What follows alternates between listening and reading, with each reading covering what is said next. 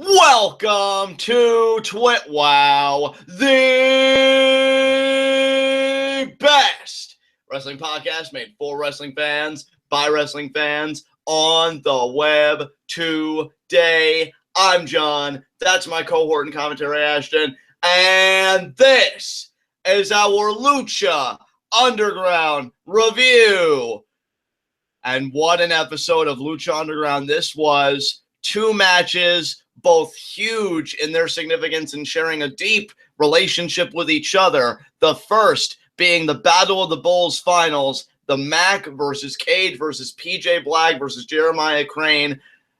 And the winner of that would go on to get a world championship match against either Sexy Star or Johnny Mundo. And that was determined in their match tonight inside a steel cage. So I love how this match, or this show, I should say, really set the table for the course of the World Championship going forward in Season 3. And not only that, if that wasn't enough, we also got some very scintillating cinematics, especially on the Cobra Moon front as it relates to the Snake Tribe. See, now it's funny, Ashton, because I just want to say really quickly on my front, right?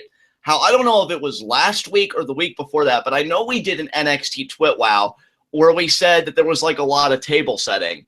Here, I feel like this could also be classified as such, again, in particular with the world title situation, but they do it in such an exciting and riveting way, you know, and that, I think, is the big difference. With NXT, it's like, it's not bad, but, I mean, this was just great. I was into every second of tonight's episode. What did you think about it?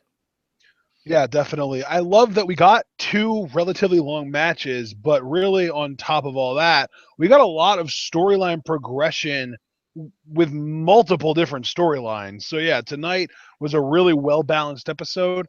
I enjoyed the content that we got between the matches and the vignettes and the cinematics, all that stuff. Let's get into our discussion.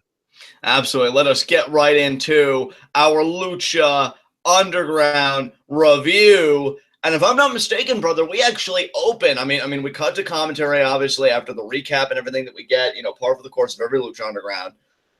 And we go right into the Battle of the Bulls finals. Am I not mistaken about that?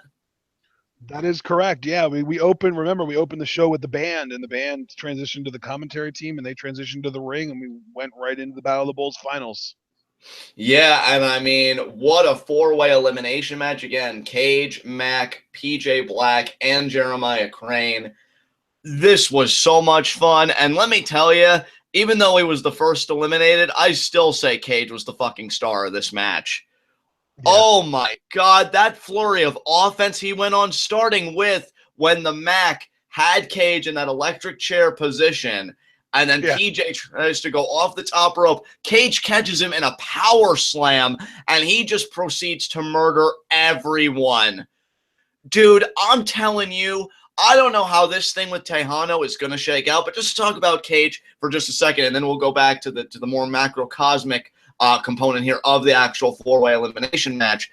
I don't know how this best of 5 is going to go, but to me, it really doesn't matter. I still say that Lucha Underground Championship is an inevitability for Cage, and when he finally attains it, whatever season that is, whether it's this one, Season 4, Season 6, I don't care. His reign is going to be something to behold, and I am going to love it. This guy, I mean, I always say, and I stand by it, because I do believe guys like Antonio Cesaro are freaks, but Cage is another freak entirely, because he has the physique and the ability to match. I think you look at a lot of guys that look like Cage, and you're like, wow, they must be impressive, and then they really turn out not to be. No, this guy not only is, he lives up to the hype. Cage is everything right now, dude. He is killing it. Yeah, I mean, just the thing with Cage that I think I'm a big fan of, or really the most of a fan of in Lucha Underground, is that he is always relevant, because even if it's kind of a situation where he doesn't really have much to do, he's always going to be in the forefront of your mind for contenders for the Lucha Underground Championship, just because of how ridiculously credible he is, you know? I mean, dude, the biggest compliment I could give Cage, and it may surprise people because I know, like, jokingly, I always put him down all the time because of the prior rivalry with Mundo, but in all sincerity, like, the biggest compliment I could give Cage, and I mean this 2,000,000%, Matt Morgan used to call himself in TNA like the blueprint of the perfect, wrestler. To me, that is Cage. Because if you want to talk about an era like the 80s where it was about like these men with these big physiques, look at Cage and how he's built. If we're talking about an era where it's about athleticism and being able to have a good in-ring product, look at what Cage does. This is a guy, to me, that quite honestly, in my opinion, transcends eras and is really quintessentially what this business is about. I think he's incredible. And I hope he hears this because I've never really complimented him that, in that way. But I just think the world of him right now. He is setting fire to the wrestling world. And I think 2017 is going to be very kind to him as we round this year out. Yeah, Absolutely. definitely. And another thing, too, I want to give credit to the Lucha Underground writing team for, I guess you could call it having control. Because really, you have someone like Cage on your roster and, even if you don't necessarily buy into Vince McMahon's philosophies across the board, it's hard not to put the title on someone that looks like him. And Yes. This has been 3 seasons now, and I do highly doubt he's going to end up being the one to take it off Mundo whenever that happens. Hopefully it's, in a few decades. But I highly doubt it's going to be Cage that takes it off Mundo. It's probably going to be someone more closely related to Johnny Mundo's character, like Taya or someone along those lines. I don't think it's going to be Cage because they have very little history together. But that being said, I just think it's so cool that we can have this amazing performer who's a monster character who looks the way Cage does, but the Lucha Underground writing team aren't in this huge rush to get the title on him because they know that they can keep him credible at all times without a championship. It's awesome. I mean, brother, what you just articulated, first of all, I agree with you 2,000%. And second of all, I think that's what really makes Cage stand out for most guys like him or of his mold. Because what you say is absolutely true. I mean, look at Brock Lesnar, right? Who I think is like the biggest parallel to Cage. Got the title almost immediately. Like, yeah, it took a few months, but within his rookie year, he won it. He was the man. Cage hasn't done it in 3 seasons. And I don't say that as a put down. I say that as a compliment, much like you, to the Lucha Underground writers, because when he does win it, it's going to feel so earned for reasons other than, oh, well, just look at him. Isn't it obvious? And I love that because he's deserving of that kind of title win. But honestly, Cage wasn't the only guy in this match. I was just so blown away by what he did. I had to single him out, and I'm glad we got that discussion. I mean, everybody to me looked great in this. Jeremiah dude, here's the thing. If I had to list who I thought was the most impressive in this match, from the most impressive to the, I guess, 4th most impressive, because there was nobody that was unimpressive in this match. Obviously, Cage would be number 1. I think PJ Black would be number 2, then the Mack, then Jeremiah Crane. Yeah, I would actually agree with that ranking entirely. I thought PJ Black was great in this. Oh my God. Dude, I love, because one thing that I meant both is like me being a scumbag and, the nerdgasms and everything over Mundo, but also as a legitimate commentary point, I love how it does seem like PJ Black is getting better every week lately. Now, I know there's going to be weeks where we don't see him because, rotations and all that stuff, but I just love that we're really watching him grow and come into his own as the Darewolf on Lucha Underground. And that's why I'm still hoping possibly that him, Jack, and Taya become the next generation of Worldwide Underground to win the Trios titles, though, given the Snake Tribe, who we'll have plenty to say about later, I don't really see that as likely. I just hope that much like Cage, PJ Black has a very kind 2017 wherever he goes, because he is just, I really think, performing at his very best right now, and it's amazing because now everybody can see what I know you saw for a long time, and that's just how insanely talented this guy is. Yeah, man. Unbelievable. Absolutely. All right. So, we had our first elimination by PJ Black, since we're already kind of talking about him.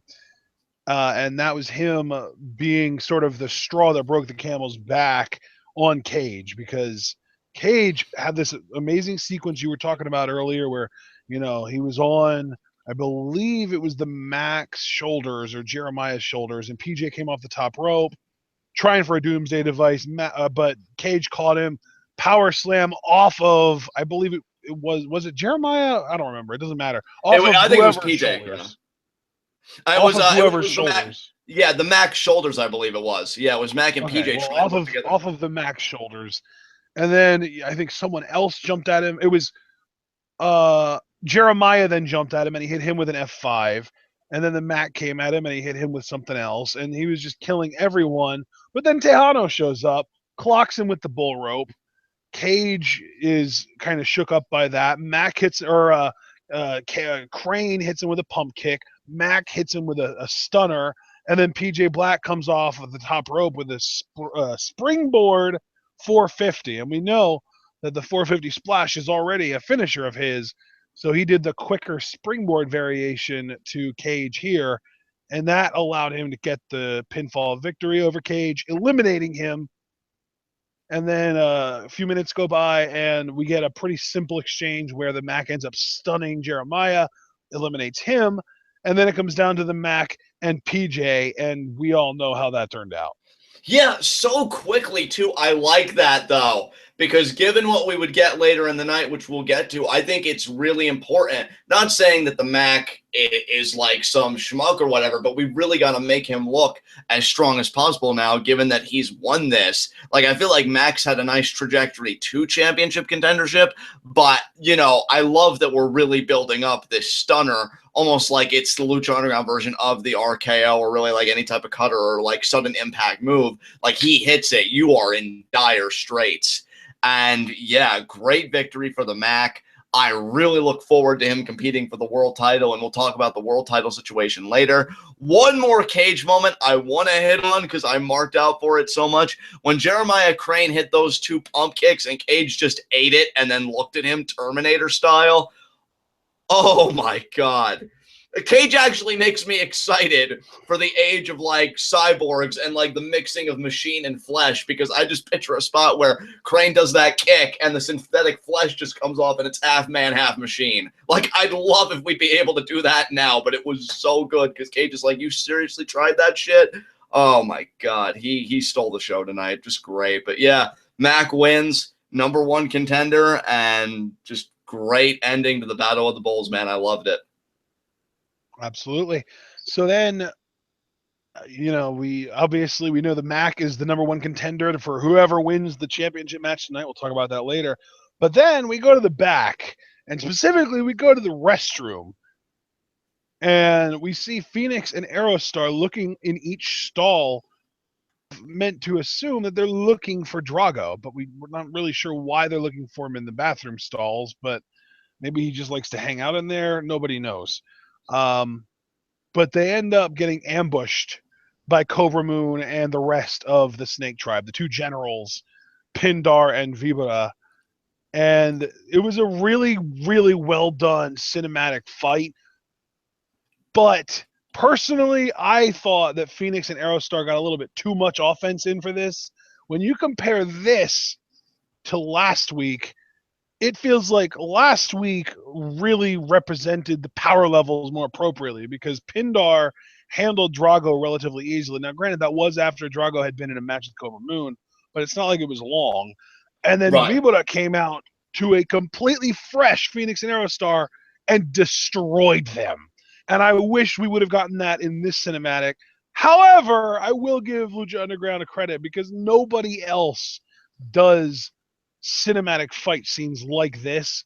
So maybe the fact that it didn't end quickly is a good thing because that just means we got more of it. Yeah, you know, and that's kind of where I'm torn, brother, because on the one hand, I can totally see where you're coming from, and I had some more gripes, particularly on Phoenix's end. Like, you even remarked how OP he is even in cinematic fights, and I agree. Aerostar I didn't have as much of a gripe with because I guess I was just so fixated on, like, wow, Phoenix is really, like, holding his own. What the hell is this? But at the same time, I think by actually having a legitimate fight, people that are especially new to Lucha Underground product can really appreciate this distinction in aesthetic because WWE doesn't do this. TNA ripped them off with this, you know, with like, oh, all the stuff with Matt Hardy and all that shit. I mean, that came from Lucha Underground first. They were the trendsetters, and I can't make that clear enough. So you really get to experience that firsthand done by the originals, and it's gorgeous. And this is all done in a bathroom, you know, and it's compelling and engaging, and I enjoyed it. And I think the important thing is no matter how long it goes on, the Snake Tribe does come out on top. And the image of them standing over the prone bodies of Aerostar and Fenix make it more than worth it. Because, man, these guys, two cinematics tonight. We're covering the first now. We'll get to the second later. I love how much they're coming into the forefront again. And this is another thing I can't say enough. When Cobra Moon was in the background so much last season, she has taken a commanding presence at center stage where she belongs, and it's absolutely amazing. I am loving this, dude. And I love, too, that even though she did say, that you guys are going to have to deal with Pindar and Vibora, she still ended up getting involved in the fight. Pindar and Vibora didn't get it done by themselves. Cobra Moon ended up getting a few kicks in. She attempted, I want to say Dragon Sleeper because that's what it is, but because Ultimo Dragon was the one that freaking innovated the thing, I think. Right. But still, she did the Cobra Sleeper, I guess is what they call it, in an attempt to put Aerostar down for the count.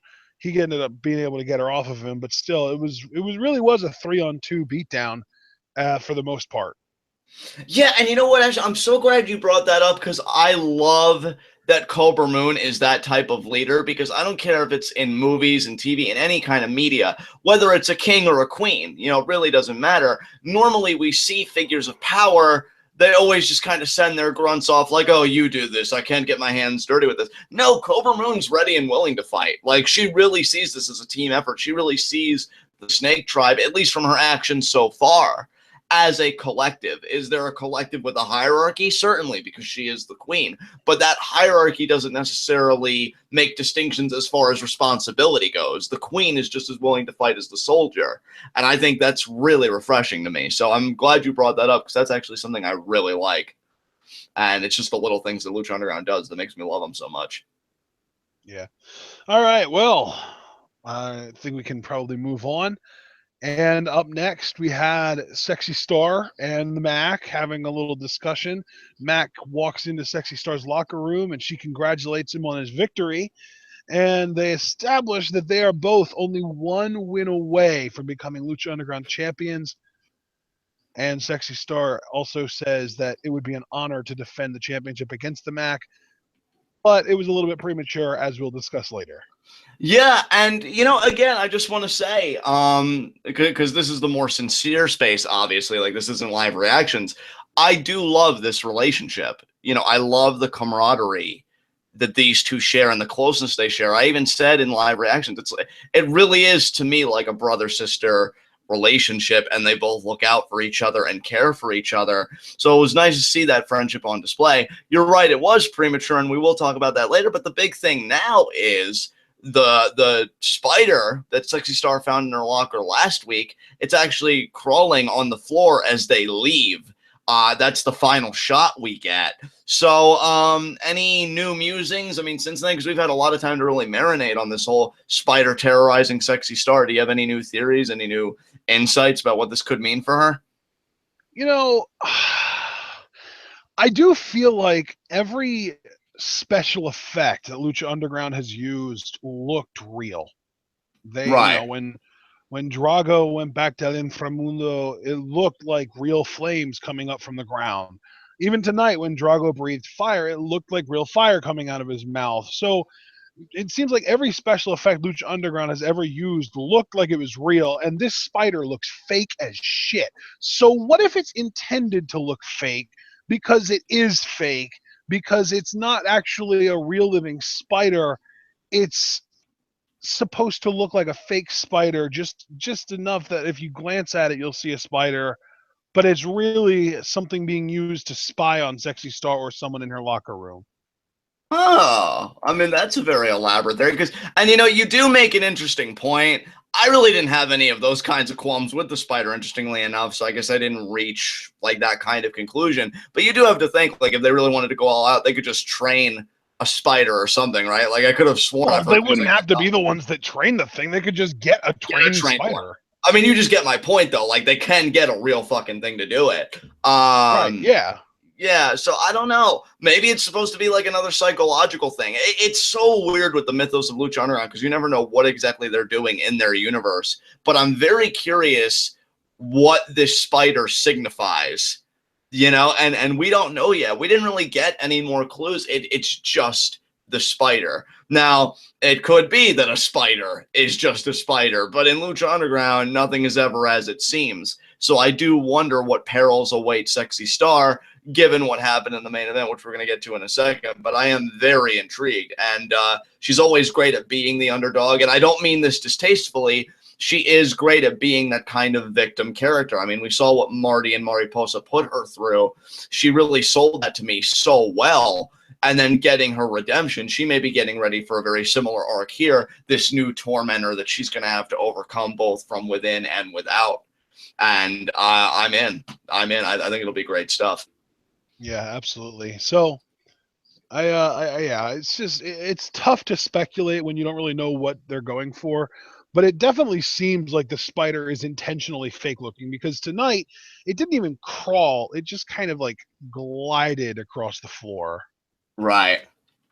You know, like the legs didn't move. It looked like, it literally just looked like a fake spider on like a freaking RC vehicle, like a remote control car that you just can't see because it's like tucked into the spider's body or something.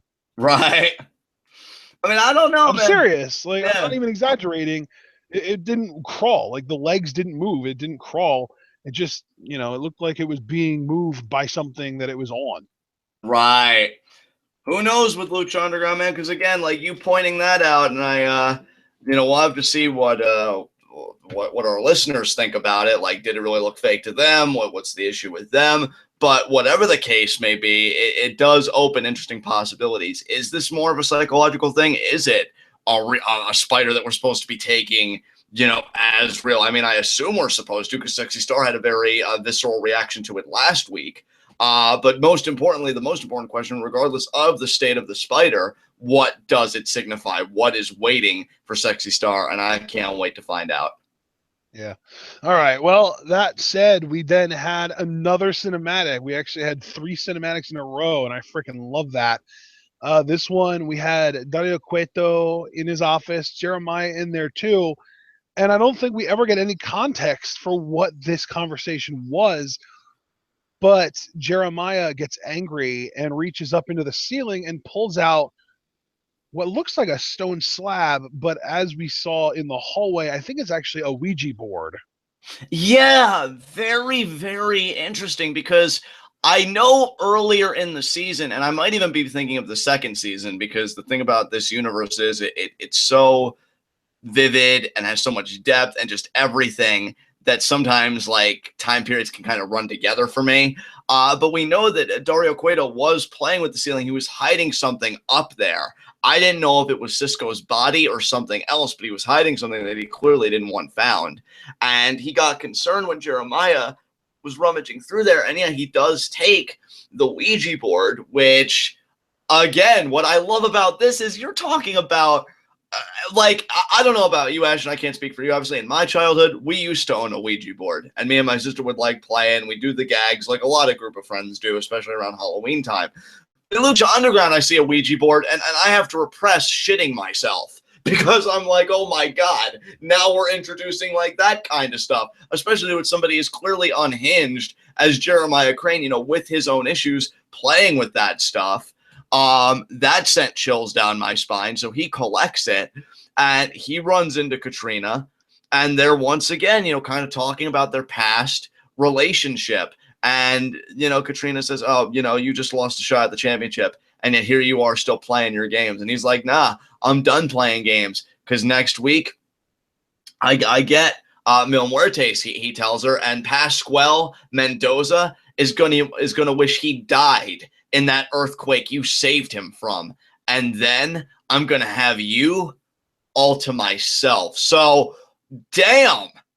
I mean, it wasn't just a relationship. It had to be an intimate relationship for Jeremiah to know so much about Mil, you know, about Catrina, you know, beyond like what we have already heard, you know, because he wasn't even in the temple at the time that those revelations were made to us. So I have to imagine that he got them from her directly, which, you know, kind of made me raise an eyebrow. But then the biggest thing, and I know you remarked on it, he walks right through her. So like, is she dead? Is she like, what is she? What is Catrina? We come back to that question as well. Yeah, I mean, I feel like all of the most prominent rumors that I've seen, or at the very least, the people who seem to be the most confident in their speculation, is that she's just a straight up ghost, and that's why she's so old, and that's why she can teleport, and that's why he could just walk through her tonight. Is that Catrina is a ghost? Yeah, I mean that is crazy to think about. So in one universe, again, for everybody keeping score, we have dragons, we have time travelers, we have Ouija boards that probably possess legitimate powers, if I had to guess. We have ghosts. I mean, we have everything here. I freaking love this universe, man. And the humans have personalities that are larger than life, like our Lucha Underground champion, who we'll get to in just a moment. But yeah, I mean, this universe really does have everything. It's fucking great, dude. I also wanted to point out, like, I guess Jeremiah is sort of over Evilise if he's already in hot pursuit of Catrina again. Yeah, I mean, damn. And the thing is, and now see, I do hate making remarks like this because I know how it could come off as bad, but this is where, like we say in this business a lot, you know, an injury can present itself as an opportunity. I hate that Evilise got injured. She is so insanely talented, and I want to see her doing, you know, what she loves to do regularly on Lucha Underground without any gaps. But this gap, I think, does create a point of emotional intrigue and a lot of compelling stuff going on because she's away right now dealing with this. And what is he doing while she's away? Not caring for her, not checking in on her, not really being a model boyfriend. No, instead, he's pursuing an old flame. So now imagine how Evilise is going to feel in context, having to nurse an injury by herself. And then she comes back to find that the woman that she hates, that she's repeatedly called a bitch and wants a piece of and is going to get a piece of it, Ultima Lucha Trace, used to be in a relationship with her new boyfriend who she's really tried to start something with, and he pursued it mutually. So it's not even like he rebuffed her or he rebuked her and said, no, I'm with Evilise now. No, he wanted it. She is going to come back, and she is going to be pissed, and I hope she hands both of them their asses. This makes me root for Evilise even more, and the injury, I think, only really intensifies those feelings. So I think this is something that really works in the narrative's favor, you know, from where I sit. Yeah, and I mean, we did see in the trailer Evilise and Jeremiah fighting in the locker room, so maybe she finds out and goes after him. Maybe, and I hope she whooped his ass. You know, like, that is not cool. That is not cool, man. I'm telling you, Jeremiah's gonna have a shit ton to pay. I'll tell you, and I'm still scared about him with that Ouija board because that guy ain't right. And in Lucha Underground, like I said before, Though? It almost makes me wonder if the Ouija board can maybe allow him to control Catrina. right? Yeah, maybe. Because if she is a ghost, I feel like a Ouija board would give him more of a connection with her than anyone else. That's true. That's a great. And here's the thing too. He has the Ouija board, right? And he's got a match with Mil Muertes next week. And he gave like the ominous warning, I'll have you all to myself. Maybe the Ouija board is the way to make that happen. Maybe you're onto something. Yeah. And damn, man. I mean, we talk about, you know, not just the Ouija board, but Mil himself. Did Jeremiah know Mil Muertes before he was Mil Muertes? Did he know Mil when he was still Pasquale, and that's how he knew his real name, and that's how he could kind of threaten Pasquale through Catrina? Yeah. Dude, I don't know. I want to know how deep this relationship goes. And really, my thing is, like, how many people does Catrina have a rapport with, have a relationship with in one form or another, with how long she's been alive on this earth? You know, or really just The Walking Dead, because I mean, it's not like she's alive, but she's dead, and she just hasn't really been able to leave. And it's funny because now, granted, I first heard this from the fucking Casper movies of all places, but I hear the big thing about a ghost, you know, from a mythological standpoint, is they have unfinished business on Earth. That's why they can't fully leave. So what's Catrina's unfinished business? You know, I mean, is it the amulet? Does she just want it complete? I was going to say, I don't think she necessarily has unfinished business so much as she has a magical freaking amulet that keeps her in a mortal body. Right. Even if Right. she is immortal, she's still in a human body. Yeah, dude. Even when she's really not at the forefront, because I do expect, because they announced Catrina and Evil so early, that it's really going to take center stage in the weeks leading up to Ultima Lucha Trace. But right now, it's kind of in the background. I mean, not completely that you forget about it, because they always make sure to remind you, hey, dang. But even then, like, they're adding layers to it, like Jeremiah and this and that. And Catrina continues to be, even when she's like the furthest in the background as can be, one of the most compelling aspects of the show. And I love it. Yeah. She is still, all this time later, because I feel like in other places, I'm not just talking wrestling wise, I'm talking like, again, movies, TV, all that media, you'd be kind of bored by now because you think, oh, when are the answers going to come? But the way they kind of like, trickle it out, like, oh, how old is she? Or, oh, this, and oh, she knows Jeremiah. It's like, I still, all this time later, want answers, and I want them with the same hunger that I wanted them in season 1. So kudos to the Lucha Underground writing team, because that is some stellar work right there.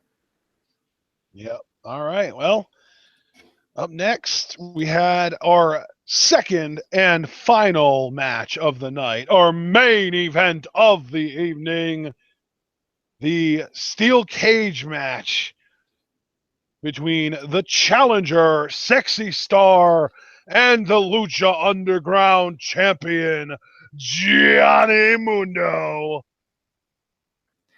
Your face announced that perfectly, first and foremost. I just wanted to compliment your face on an excellent performance.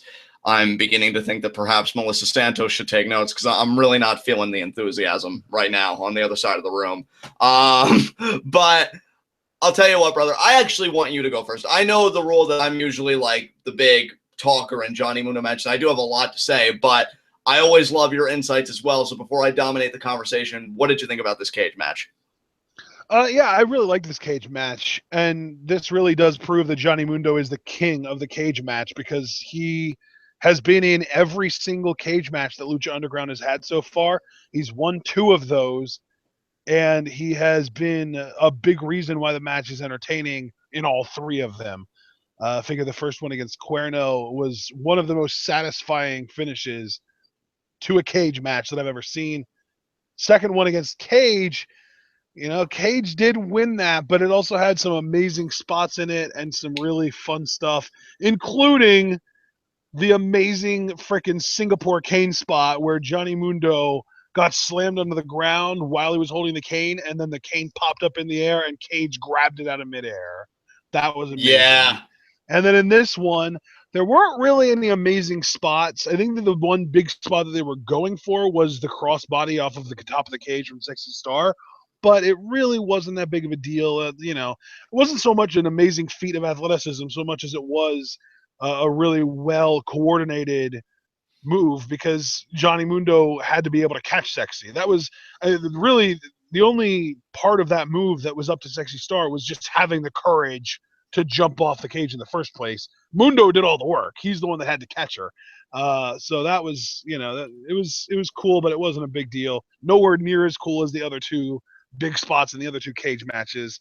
And the best part of this whole thing was the finish, because Johnny Mundo, being the true member of the hashtag Scum Squad that he is, removes Sexy Star's mask as they're fighting on the wall of the cage, distracts her long enough, because obviously Sexy Star, she has this mask on because this gives her her identity. So she's not going to wrestle as a normal person. She's not going to wrestle as Dulce. She's going to wrestle as Sexy Star, and that's what the mask represents. So she has to, she covers her face up. Referee quick grabs the mask, tries giving it back to her, but she's worried about making sure that people don't see her face. And all the while, Johnny Mundo casually climbs the cage and makes the escape for the win. Okay. Here are my thoughts on this cage match, and they are going to be, because I've thought a lot about this and what I want to say. First and foremost, Johnny Mundo, and I say this with all sincerity, what a great Rudo he is. He is feeling himself right now. He is in a stride. He is happy. Like I said again on my Twitter rant last night, for those that read it, to see him this happy and to see him this confident and to just owning his craft right now, is amazing. Like, he comes out with the Welcome to Slamtown theme, which is perfect. I love that he got an upgrade. It's befitting because he's gotten an upgrade in every way. He is now the Lucha Underground champion. And the big thing I want to drive home, guys, I want to make two parallels here. Think about Johnny Mundo as a Técnico against Cuerno in the cage, and Johnny Mundo as a Rudo in this cage match tonight against Sexy Star. As a Técnico, he wins with End of the World on top of the cage, which you gave credit to Mundo for catching Sexy Star. Kudos to Cuerno for being in perfect positioning, because Johnny Mundo got all of that End of the World. Gorgeous fucking spot, and he won, right? It was exciting. It was breathtaking. It was wow. What I love about this, the closing moments of the match, Johnny Mundo, who all the time talks about his parkour ability, all the time talks about, his physique and just how, great he is at this. The cheapest fucking way to win, not even involving the cage, like trying to climb out of a door or even using a cage violently to beat her. No, just rips her mask off in a way. And I don't use this word, I should say, for like a melodramatic effect. Like, I feel like he violated her in a way because of how sacred the mask is in Lucha Libre. And we already know everything that Sexy Star's been through. She says that mask was the source of my strength. That mask was the source of my power. And Johnny Mundo ripping it off, she can't feel more than 2 feet tall. Like, she's just curled up, hiding her face, and then when she's able to get it back, it's too late. And then the final shot of him locking eyes with her right before he drops to the floor and then laughs at her is probably some of the best heel work in the confines of a match that I've seen in some time. I fucking loved it. This man owns being a heel. Ashton, look, it's not the first time we've done it, so I'm not going to be apologetic for it, but I've really got to stroke my own ego for a second and say how amazing it is to be right. Because I begged, I'm like, please, he is amazing as a heel. He doesn't work as a face. This match, more than anything I've seen in some time, really proves that. Because no Worldwide Underground tonight, no Brass Knucks tonight, but again, he uses his head. I love that this man is using his head. It's so good.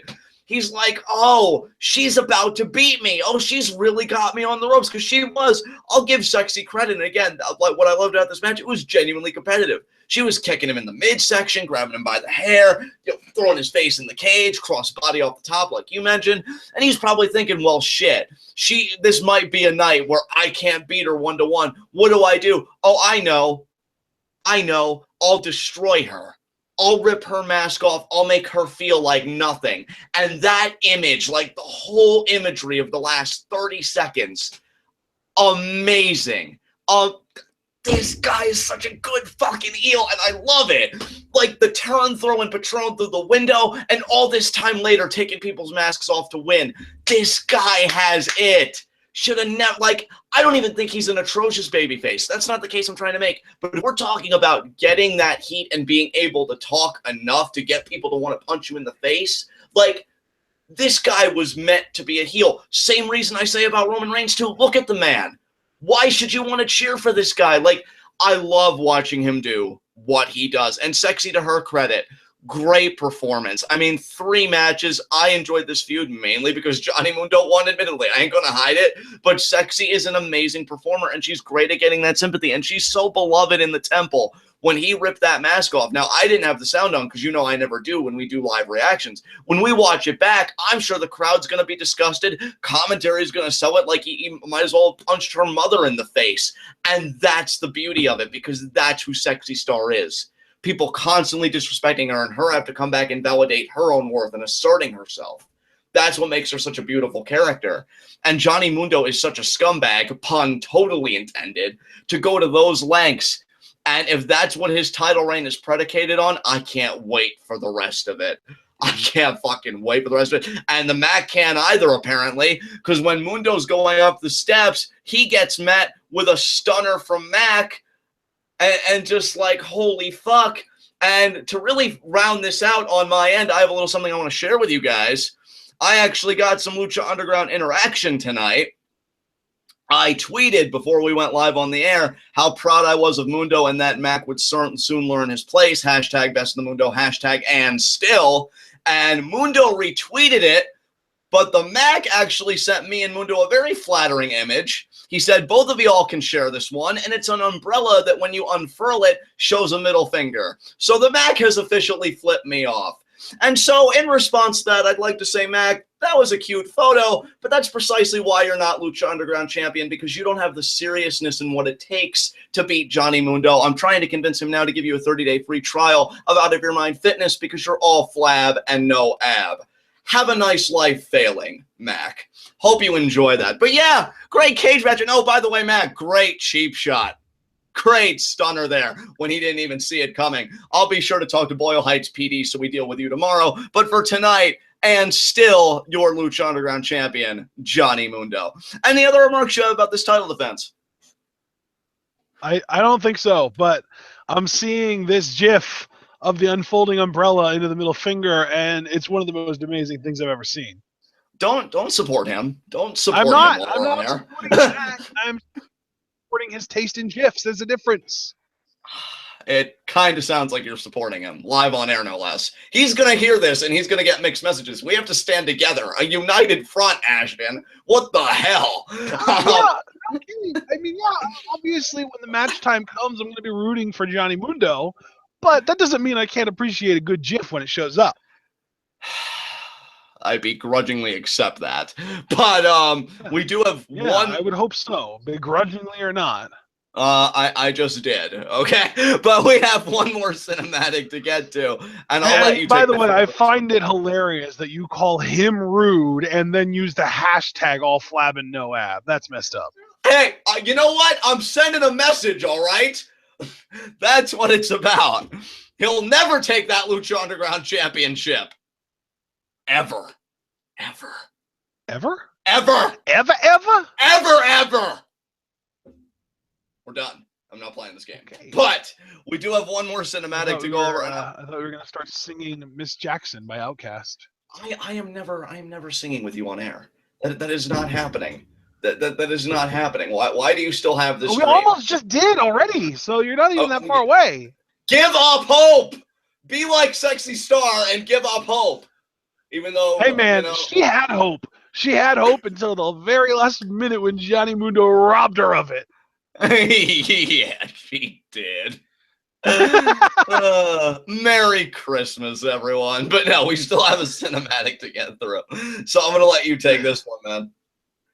Well, we had a cinematic, as you said, and we have Drago chained up in the Snake Tribe Palace.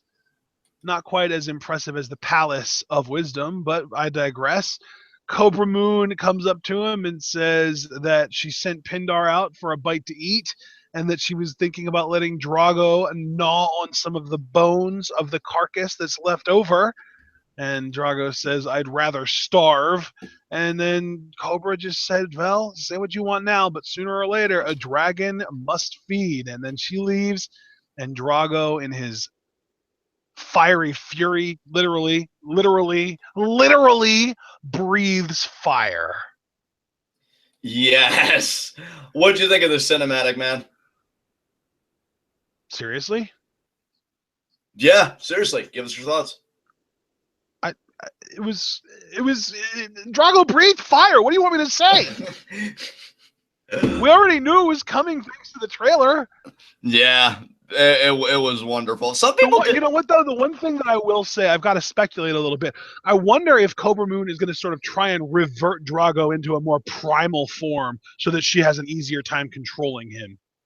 Ooh, which could be easy to do, starving him out, you know.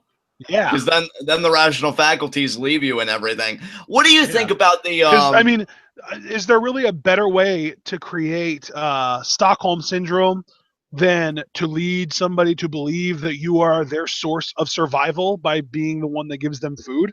Oh, that's an amazing point right there. That's some messed up shit right there. If Mariposa and Morty's Torment of Sexy Star was meant to be, as I said in our review, more Hitchcockian in nature, I think we really are explicitly going to see this, and we might be going to some dark places, because I just, Man, I get a bad vibe with the Snake Tribe, but I'm still down with it, though. That is wonderful.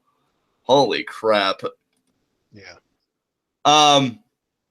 I gotta ask you though, bro. What did you think about the nitpick of some people, like seeing Drago breathe fire? Like, why couldn't he do that to his chains, or even to Cobra Moon? To, I guess, just like, you know, take her out because it's fucking fire, you know, from a dragon. So, what did you think about that? Well, I don't know how he would do it to his chains, considering the odd angle, you know. Right. What about to Cobra But Moon though? yeah, I don't know about that. I don't know. Maybe, I mean, maybe because he is a baby face, maybe he's kind of like a Batman baby face, and he's against murder. Yeah, you know, that could be a good point. We have to remember that all Technicos seem to have their own code of ethics, and yeah, you know, so maybe he was just abiding by that. Plus, I mean, alternatively, maybe he realizes that if he kills her, Pindar and Vibora will come back, see their queen dead, and kill him in return. I was just going to say the same. Maybe Drago thought more pragmatically, saying, well, I'm chained up. Killing her isn't going to change that circumstance. And if that circumstance doesn't change, Vibora and Pindar are going to come upon me, and they are just going to eviscerate me. So it could have been a code of ethics. It could have been pragmatics. It could have been both. But, you know, that is a good rationalization for why he didn't do it. And the fire was more an expression of anger rather than a defense mechanism. I mean, I love this. I think the Snake Tribe might actually be. I mean, of course, the Johnny Mundo world title reign is my favorite storyline right now, but right behind that, when we look at the universe as a whole, Snake Tribe is definitely my favorite storyline. I am so happy for Cobra Moon and the Performer for getting this opportunity and for getting this screen time, because she is killing it. Loving it, dude. Yeah. So this was another show where I feel like Cobra Moon really did kind of dominate the screen time, and her performance stood out among the rest. Absolutely. I love it. You're talking about, and you're just think though, John, people were writing her off last season because they weren't a fan of her in-ring work. I know, right? And yeah, look at what she's doing now. And again, owning it. I mean, really, you were talking about kind of, stroking your own ego earlier when you said about Johnny Mundo turning heel. I'm going to stroke my own ego and say that I freaking saw it. Once we saw the debut of Cobra Moon, it didn't matter how good or bad she was in the ring, because what really mattered was her character work, and that is what she is excelling at. And that is why they hired her in the first place, because she might not be the most technically sound wrestler on the planet, but I would rather take, a 7 out of 10 technical wise, as far as, that's basically what kind of where Cobra Moon is at, who is also like a 9 or a 10 out of 10 character actor wise, than like a Natalia, who might be a 9 or a 10 technical wise, but is like a 5 or a 6 from a character perspective. Give me character over technical in-ring ability every day of the week, and twice on Wednesdays, baby. And I'm sorry, when it comes to pro wrestling truly done right, in my mind, the character takes priority. So say what you will about Cobra Moon's in-ring product, and I even think people come down too hard on her for that anyway, but that notwithstanding, it doesn't change the fact that she's one hell of a pro wrestler, because she's one hell of a character performer. And that's what that's the thing. That's what people overlook. When you say this person is a good pro wrestler, a lot of people will immediately jump to, oh, so they're really good at executing moves in the ring and being really clean and crisp and technically sound. But that's not what we mean necessarily. We might mean that depending on who we're talking about, but being a really good pro wrestler is about so much more than that. It is about acting. It is about the ability to sort of show and project emotions. It is about the character acting, and Cobra Moon is great at all of that. Yes. Dude, I completely agree. I love her to death. I love that she's getting the chance to do this. Like I told you, if the Snake Tribe continues at this trajectory, the idea of Cobra Moon as Lucha Underground champion doesn't sound far-fetched to me at all. Hell, it doesn't even sound far-fetched to me now, but I know they have a lot of work to do before they even contemplate such matters. I'm loving it. Every second of it. This is amazing. Do you have any other remarks? Cobra Moon is so good, she makes John quote McDonald's. Yeah, there you go. But any other remarks you have about this before I go on to our next segment? Let's move on. High spots and low shots. My low shot going to be very straightforward. Sexy Star. Because 3 all times. 3 all times. 1, 2, Tres, 3. the hat trick. 3 in a row. Eins, zwei, drei. There's some German for you. 3 all times. Johnny Mundo's beating you. Un, 3 deux, whole trois. times. I got your French, John. Un, deux, trois.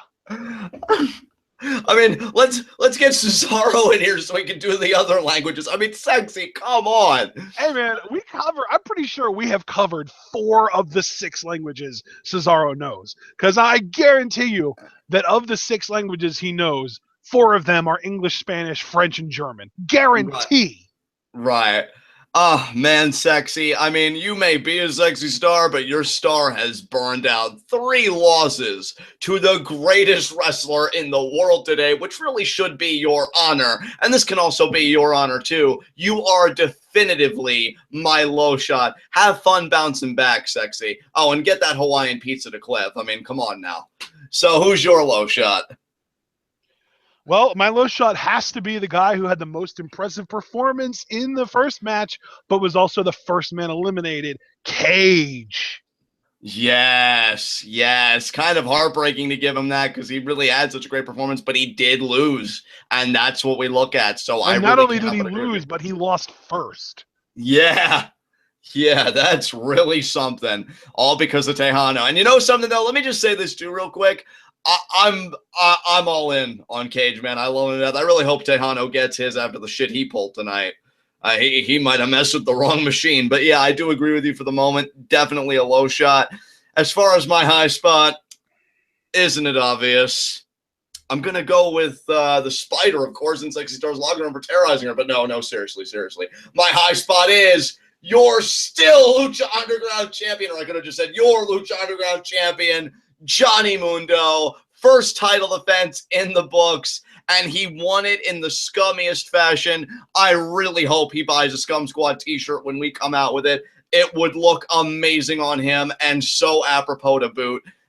Easiest high spot I've given in some time. Johnny fucking Mundo. Who's your high spot? Well, my high spot is going to be a little bit more out of left field because there were only 2 matches tonight. And the Mack had a good night, but I don't know if the Mack had a great night. Because to me, the one person other than Johnny Mundo who had a great night was someone that we just got done praising, and that's Cobra Moon.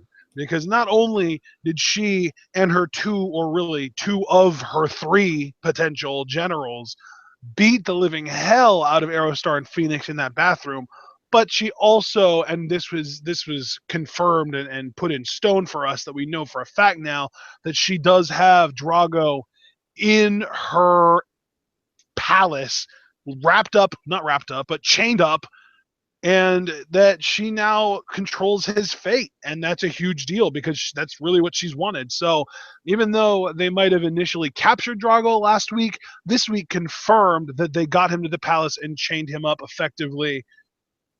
Confirmation is the best sign, and congratulations, Cobra Moon, the character, for that accomplishment, and Cobra Moon, the performer, for stealing the show yet again tonight. Yeah, I mean, I'm telling you, dude, they gave her a huge task, and she's been owning it, and I love it. I absolutely love it. It's great. Fucking amazing what she's doing right now. I wholeheartedly agree with that high spot. With that said, are there any concluding remarks you have to make about Lucha Underground tonight? No, brother, let's close it out. But before we do, because I know your intro is tending to go long, and I want to allow you to do the intro from beginning to end without me interrupting you yet again. John, I just want to get confirmation on this. You were planning on getting on Sunday at 6, right? That's correct, yes. How would you like to do live reactions to the final 3 matches of the King of Pro Wrestling, New Japan Pro Wrestling pay-per-view from earlier this year at 8 p.m. Sunday night, since there's no WWE pay-per-view that night? That sounds amazing. I'd love to do that. Absolutely. So, guys, if you didn't expect a Christmas present from Team TWitWoW, you were wrong, because we are giving you the gift of New Japan live reactions Christmas Day, December 25th. That's this coming Sunday at 8 p.m. Eastern Time. This is a Patreon request, and we will be doing that, do the last 3 matches, and it's only going to end up going for like an hour 40, maybe 2 hours max, but I just want everyone to know about it, and I want to let John know about it so that he can plug it, I guess, during the outro of tonight's video and during the outro of his NXT, of the NXT video tonight, later tonight. So, yes, Sunday night, 8 p.m. Eastern Time, King of Pro Wrestling, the final 3 matches, live reactions, be there. Hopefully you guys are able to make it. Yes, absolutely. I'm excited for that. Our Patreon reviews have been so much fun, and we've covered already a great diversity of shows. So be there, guys. It's going to be amazing. Sunday at 8, Christmas by TWitWoW, the TWitWoW Christmas special. So it's going to be a fun time. But until then, guys. I love that. The TWitWoW Christmas special, sponsored by Strong Style. Exactly. But guys, that said, this has been Lucha Underground. This has been TWitWoW, the best wrestling podcast made for wrestling fans, by wrestling fans, on the web today. I'm John. That's my co-worker and commentary, Ashton. Guys, be sure to comment, subscribe, and like the video. The more likes you leave on any given TWitWoW video, in particular Lucha Underground reviews, the more likely we are to be the top search result for Lucha Underground reviews. And if I've said it once, I've said it 1,000 times. When you're the best at what you do, the top is the only place that you belong. Just ask Johnny Mundo. So be sure to leave a like on this Lucha Underground review if you enjoyed it. Really helps us out. Really sticks it to YouTube. Also, guys, I've got 2 things to plug. You already know all media that you can interact with us with, and you can really be a part of TWitWoW with, thanks to the backgrounds that my partner makes that are amazing. What I want to plug, though, are 2 things. One, I want to plug first and foremost, because it's getting close, Q&A. First, right now, you have got 9 days left. That's still a bit of a respectable window if you have any last-minute questions. I know I have some, actually, that I got recently that I'll probably feed to Ash when we go off the air. So they're still coming in, as you can see. And you've got 9 days if you haven't submitted any yet. You can leave them on Twitter at either of us. You could go to the TWitWoW Facebook page. Be sure to leave a like on that page if you do visit it, and you can message us your questions there. You can comment on this video, when it's through processing, and you can comment your questions if you wish. You've got a multitude of mediums to exercise to get us your questions. Now, as far as the nature of questions, you can ask pretty much anything. We'll tell you if we find it to be unreasonable, and you could swap it out for a more reasonable question, and everybody gets 5 questions per Q&A. Now, that doesn't mean you have to use all 5, but you do have a maximum of 5 that you can use, and you can divvy them up anyway. To give the most straightforward example, if you wanted to, say, give Ashton all 5 questions and have me not answer a single one because maybe you're more interested in learning about him that month, that's totally cool. That's within your power. Or if you believe that sharing is caring and it can be fun, you can allow both of us to answer all 5 of your questions. So you got a lot of power here for Q&As because nobody does it like TWitWoW, you know what I'm saying? So just want to plug the Q&A. We've got 9 days left. Get your questions in. Other thing I want to plug, you already kind of heard about it here, the Patreon. If the idea of us doing Patreon reviews sounds attractive to you, if you're thinking to yourself, man, there's a show I'd love to hear TWitWoW react to, go on our Patreon, check out our price points. You can pay for either a TWitWoW review, a TWitWoW live reactions, or if you're really feeling generous and if you love the show that much and you love our commentary that much and want our insight on it, you can pay for both, a deluxe package of both, a review and live reactions on any show you want. Just look at the price points and we'll get you coverage for it. I think the pay scale is broken down quite nicely on our Patreon. Be sure to check it out if it feels right to you. We'd greatly appreciate donations, and we've really deeply appreciate all the donations we've gotten. You guys have been amazing. So with that said, guys, those are the 2 blogs I wanted to give. We will see you again for our NXT review. It's the Fatal 4-Way Elimination Match. Pretty coincidental, eh? For the #1 contendership for the NXT Championship. It's Roderick Strong. It's Bobby Roode, the perfect zero Ty Dillinger, and the man that I'm rooting for, Andrade Cien Almas Tranquilo. Tranquilo. Los Ingobernables de NXT. And you'll get all your best coverage here at TWitWoW about tonight's NXT. So be sure to join us for our review. And until then, guys, tune in and peace out.